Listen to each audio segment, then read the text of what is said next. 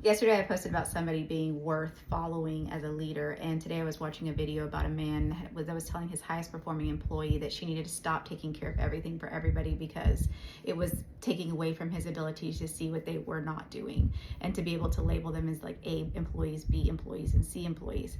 And it wasn't necessarily the video that caught my eye, it was the comments and everybody talking about what a C employee was and what they should do about it. And all, of course, all of them are talking about firing them and stuff like that. And I thought, this is why it's so important to be the kind of leader that is worth following.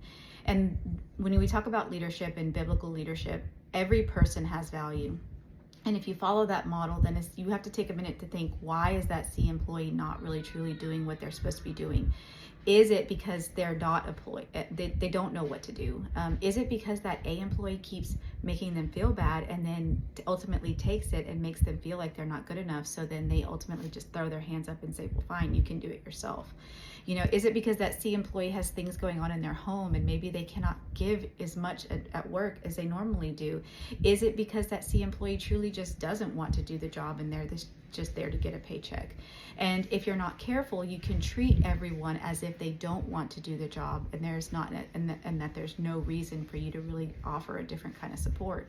And so this is why we talk about why being a leader is so important. And unfortunately, a leader is anyone. A leader is not a salary or a job title or any of those things.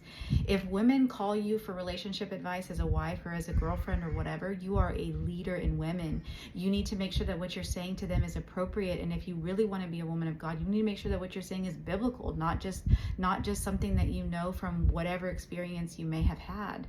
If in terms of men, men don't call each other and ask them questions, right? So they watch. So are you performing in a way as that leader that everybody looks to because maybe they like the way that your relationship looks or they respect the way that you are? When we talk about work and they're coming to you and they're asking you for advice, you are a leader in professional development. Do you know what to tell them that's going to help them? Are you going to be selfless enough to give them a head, even if it's above you, because maybe they have a skill set you don't have?